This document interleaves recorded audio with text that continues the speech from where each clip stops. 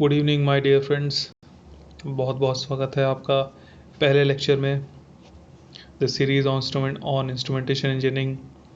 This series will help you in GATE examination and I hope to clear all your concepts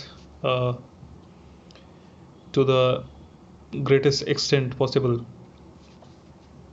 Let me introduce myself. My name is Anubhav and I've been working in a PSU since last 5 to 6 years, and I have secured All India rank 28 in GATE 2017, and in 2016 I also appeared, and I secured a rank of 340.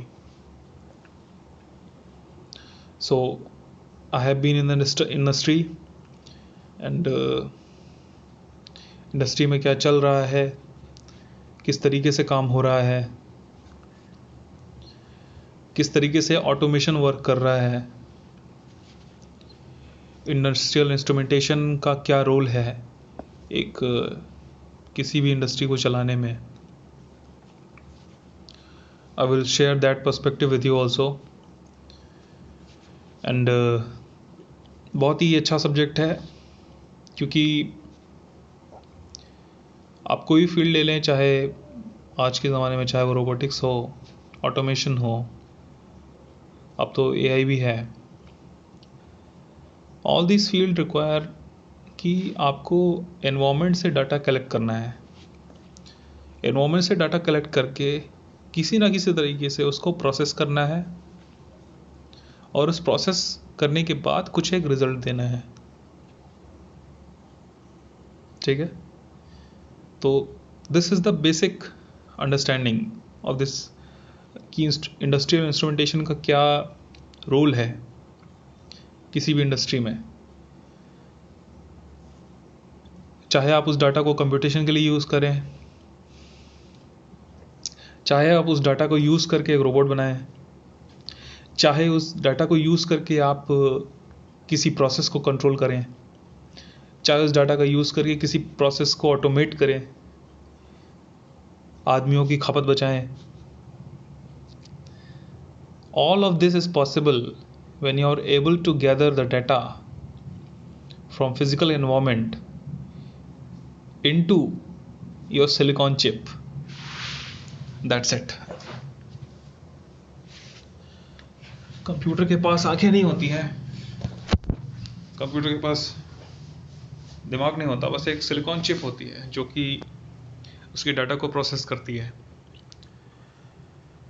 तो किसी भी computer की आंखें, आँख, नाक, कान, उसके sensory जो objects हैं वही है ट्रांसड्यूसर्स. ट्रांसड्यूसर्स अगर बाय डेफिनेशन बोला जाए, transducers are those equipment you can say which convert any form of energy into other form of energy, one form of energy into another form of energy. Sensors का जो concept है वो थोड़ा सा और छोटा है. मतलब अगर ट्रांसड्यूसर एक बड़ी डोमेन में है तो उसके अंदर कहीं एक सेंसर्स आते हैं. सेंसर्स का डोमेन थोड़ा छोटा है. सेंसर्स क्या है? सेंसर्स का मतलब है कि those are the devices which convert any form of energy or one form of energy only to or specifically to the electrical signals. अगर कोई एक ऐसा डिवाइस है जो हवा के प्रेशर को इलेक्ट्रिकल करंट में कन्वर्ट कर दे, मैं बोलूँगा ये ट्रांसड्यूसर है. अगर कोई एक ऐसा डिवाइस है जो किसी बॉडी के टेम्परेचर को, मेरे बुखार को, आपके बुखार को इलेक्ट्रिकल सिग्नल्स में कन्वर्ट कर दे, तो वो एक ट्रांसड्यूसर है. और कोई फिजिकल वेरिएबल जो आपके दिमाग में आ रहा हो? Temperature and pressure are the main variables in the environment. flow is one such variable. Okay, level तो आगे जैसे जैसे हम पढ़ेंगे ऐसे बहुत सारे वेरिएबल्स मिलेंगे आपको, ठीक है, जो कि यूज़ होते हैं इंडस्ट्री में, जिससे जिनको मेजर करके, जिन पे प्रोसेसिंग करके कोई एक वर्क ऑटोमेट किया जा सके, कोई एक रिजल्ट निकाला जा सके। इनके जो इनिशियल डिवाइसेस हैं जो एक्सटर्नल एनवायरनमेंट में एक्सपोज्ड हैं, एक्सटर्नल एनवायरनमेंट से डाटा कलेक्ट कर रही हैं, उनको बोलते हैं transducers. I hope this much is clear to you. So friends, here I have written this. For the transducers are some devices which are responsible for conversion of one form of energy into another. उसके बाद बगल मैंने यहाँ पे example भी लिखे हुए हैं, electrical, electrochemical, photonic, photovoltaic. Electrical में बहुत ही खूबसूरत एग्जाम्पल है एसी में लगा हुआ IR सेंसर, टेम्परेचर सेंस कर रहा है, जो टेम्परेचर सेंस कर करके आपको आपकी एसी को एक डेफिनेट टेम्परेचर मेंटेन करने में हेल्प कर रहा है, एक्सटर्नल एनवायरनमेंट को सेंस कर रहा है। आप देखेंगे अगर विंडो एसी है तो विंडो एसी के अंदर बिल्कुल जो सामने वाला पैनल होता है उसको खोलेंगे तो बिल्कुल सामने में आपको लगा हुआ मिल जाएगा।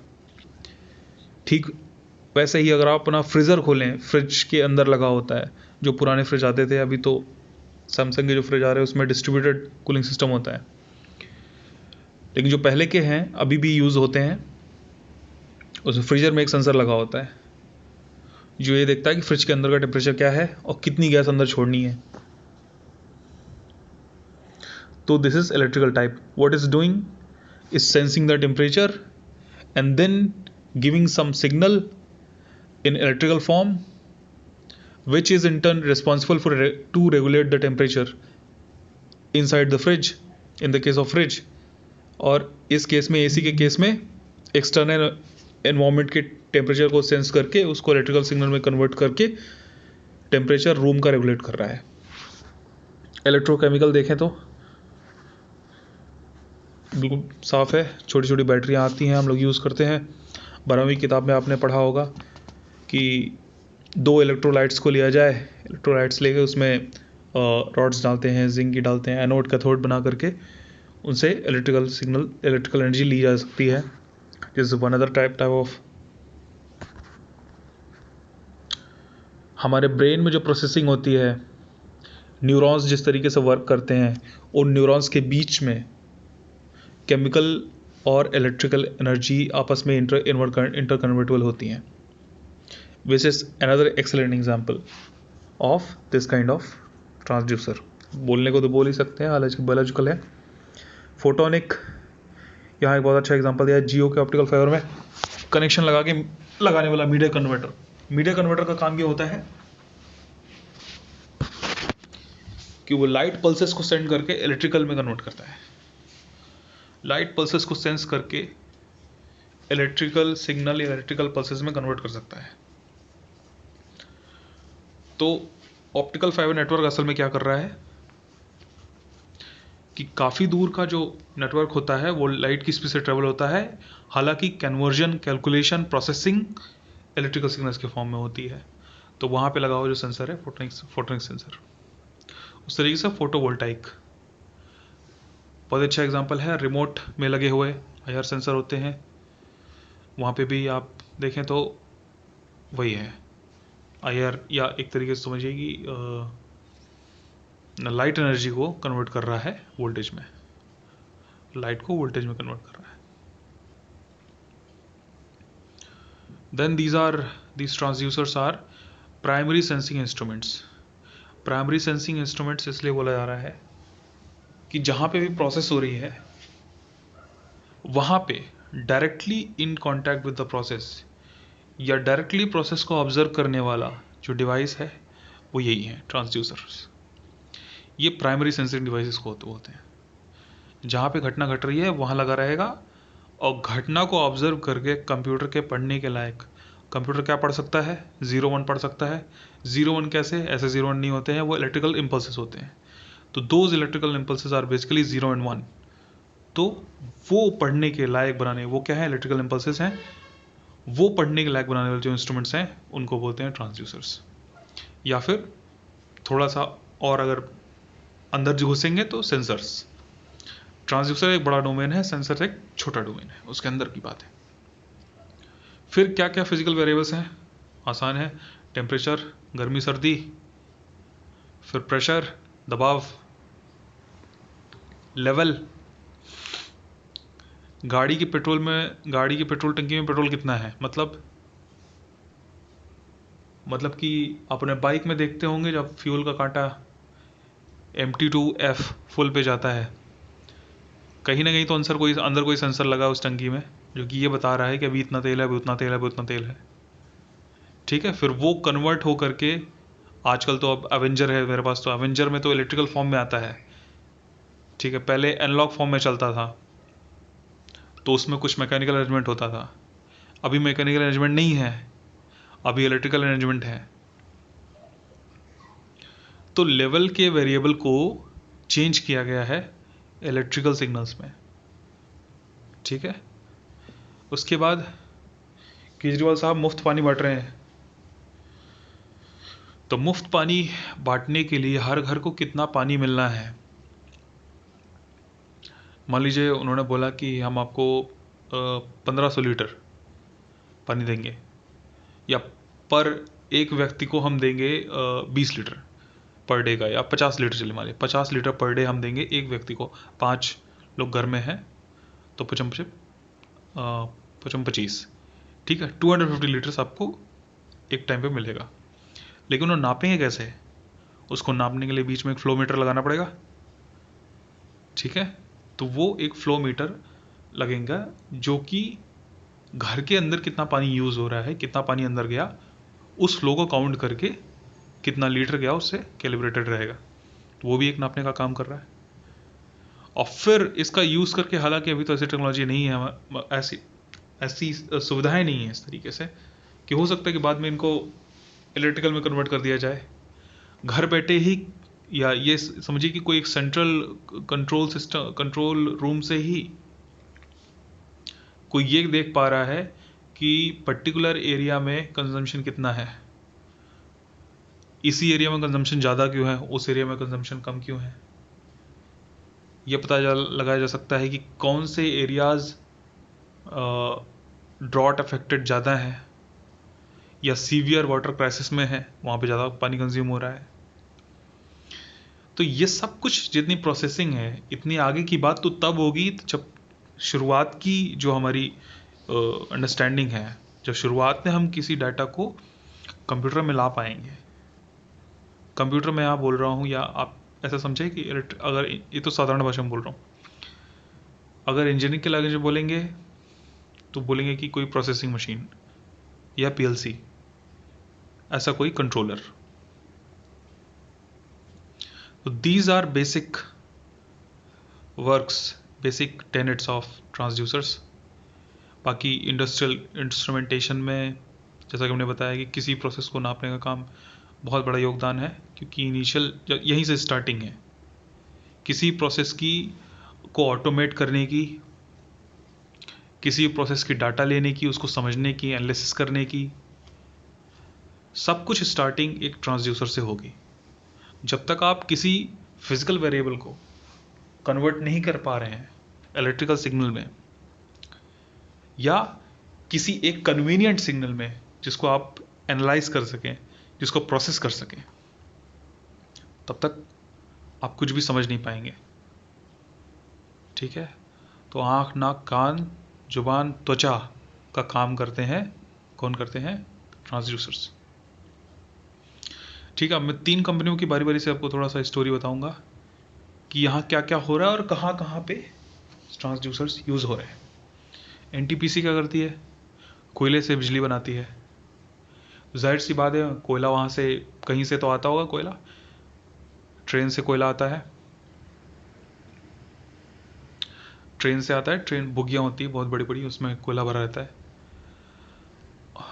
तो कोई एक मेजरमेंट सिस्टम जरूर होगा उनके यहाँ पे जो ये नापता होगा कि कोयला कितना कंज्यूम हो रहा है, ऑर्डर करने के लिए अगली बार कि हमको इतना कोयला हमने लिया तो अगली बार हमको इतना कंजम्पशन है हमारा पर डे का, इतना हमने मंगाया था इनिशियल में, इतना हमारा कंजम्पशन है, इतने डे का हमारे पास डे कवरेज है, और इतने दिन बाद हमको फिर से ऑर्डर लगाना पड़ेगा ट्रांजिट टाइम लेकर के सारी चीज़ें। तो कोई ना कोई यहाँ पे भी हमको नापना पड़ेगा। आप कहीं ना कहीं कोयला स्टोर करेंगे, मंगाएंगे, स्टोर करेंगे तो रख रखाव करेंगे उसका। उस बीच आपको समझना पड़ेगा कि आपने कितना मंगाया है, उसकी क्या काउंटिंग है, पर डे आपका कंजम्पशन कितना है। कोई एक मशीन लगाएंगे उसको करने के लिए, ठीक है। हो सकता है कोई एक कन्वेयर बेल्ट हो जिस पे कोयला रखा जा रहा है, पर डे का कंजम्पशन गिना जा रहा है उसमें, ठीक है। Just an example, conveyor belt. तो कन्वेयर बेल्ट क्या कर रही है, कन्वेयर बेल्ट ये नाप रही है कि उसके ऊपर से कितना माल गुजर रहा है, उसके ऊपर से कितना कोयला जा रहा है, वो ये कैलकुलेट कर रही है। और सुबह से लेकर शाम तक जब तक प्लांट चल रहा है तब तक उसमें कितना कोयला कंज्यूम हुआ, उससे उसने ये कैलकुलेट कर लिया कि भाई इतने ग्राम कोयले का वेट इतना था, इतना वेट कंज्यूम हुआ है। और 8 घंटे प्लांट चला, 10 घंटे प्लांट चला, तो 10 घंटे में इतना कंज्यूम हो गया। 7 दिनों का एवरेज निकाल लिया उसने कंज्यूम करके, 7 दिन में इतना कोयला कंज्यूम हो गया, इतना मेरे पास था, इतना आया था, अब इतना बचे। उससे क्या पता उसने एक ऑर्डर जनरेट कर दिया जहाँ से भी उसको कोयला मंगाना हो, कोल इंडिया के लिए ऑर्डर जनरेट कर दिया उसने। या फिर ऑर्डर जनरेट नहीं किया तो उसने वहाँ जो लोग भी वहाँ मैनेजर्स हैं उनको अपने सिस्टम पे दिख जाएगा कि मेरे पास अभी इतना बचा हुआ है, इतना है। बेसिक है। एनटीपीसी फिर क्या करती है, उस कोयले से बिजली बनाती है। बिजली कैसे बनाती है, पानी को उबालती है, बॉयलर में जाता है वो कोयला, कोयला बॉयलर को गर्म करता है, बॉयलर में भाप बनती है, वो भाप जो है टरबाइन को रन करती है, ठीक है। तो ठीक है, बॉयलर के अंदर ही तमाम वेरिएबल्स हैं, सेफ्टी का ध्यान रखना है, टेम्परेचर कहीं इतना ज़्यादा ना हो जाए कि बॉयलर के लिए अनसेफ हो जाए, वहाँ का टेम्परेचर लगातार मेंटेन हमको मॉनिटर करना है। और अगर किसी कारण ज़्यादा हो गया तो फिर नेसेसरी जो सिस्टम्स हैं, सेफ्टी सिस्टम्स हैं, उनको भी डिप्लॉय करना है। उनको कैसे डिप्लॉय करेंगे, जब प्रॉपर सेंसिंग हो पाएगी टेम्परेचर की, और जो एक्सटर्नल फैक्टर्स हैं, बॉयलर के अंदर जो भाप बन रही है उसका प्रेशर भी हमें एक प्रॉपर लेवल पे मेंटेन रखना है, उसको भी हमको सेंस करना है। टरबाइंस को रन कर रहे हैं, टरबाइंस का एक डेफिनेट रेवोल्यूशन पर मिनट होता है, उस रेवोल्यूशन पर मिनट से ज़्यादा अगर कम रन करेंगे तो इलेक्ट्रिसिटी जनरेट नहीं होगी, ज़्यादा रन करेंगे तो भी वो उसके मेंटेनेंस कॉस्ट में ज़्यादा इफेक्ट पड़ेगा, टरबाइंस की मेंटेनेंस ज़्यादा होगी। तो ये सारे वेरिएबल्स को हमें कहीं ना कहीं नापना पड़ेगा। टरबाइन के स्पीड को नापने के लिए हो सकता है टेकोमीटर लगाओ कहीं पे। क्या कर रहा है वो टेकोमीटर, रेवोल्यूशंस काउंट कर रहा है, रेवोल्यूशंस को इलेक्ट्रिकल एनर्जी में कन्वर्ट कर रहा है, ठीक है। दूसरी स्टोरी है IOCL की, तेल बेचने वाली कंपनी। कच्चा तेल लेती है, रिफाइन करती है, स्टोर करती है, और अपने जो हमारे रिटेल आउटलेट्स हैं पंपों पे बेचती है, ठीक है। रिफाइन करने में, जैसे रिफाइनरी में हम लोग जाते हैं, क्रूड ऑयल से जो ही सारे क्रूड ऑयल से ही सारे पेट्रोलियम प्रोडक्ट्स बनते हैं, ठीक है। LPG हो, LNG हो, LNG बोल रहा हूँ सॉरी, LPG हो, नैप्था हो गया, पेट्रोल हो गया, डीजल हो गया, केरोसिन हो गया, फिर बचा कुचा डामल, काला मलबा जो बिल्कुल बच जाता है वो डामल बन जाता है, फर्नेस ऑयल, भट्टी का तेल जिसे बोलते हैं, लाइट डीजल ऑयल, इस तरीके से बहुत सारे प्रोडक्ट्स बनते हैं एक रिफाइनरी के अंदर।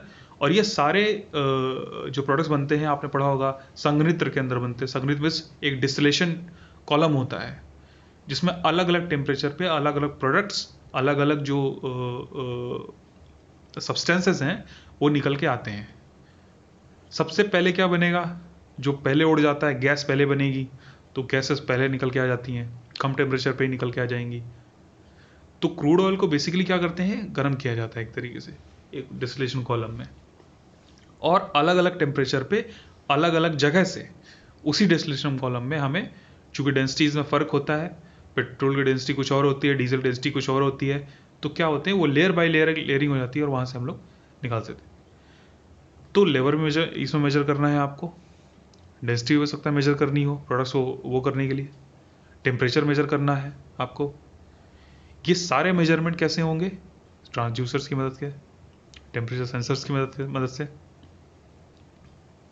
फिर उनको आपको आपकी जो लोकेशंस हैं जहाँ पे स्टोरेज होता है वहाँ पे भेजना है। कैसे भेजेंगे, पाइपलाइन के थ्रू भेजेंगे।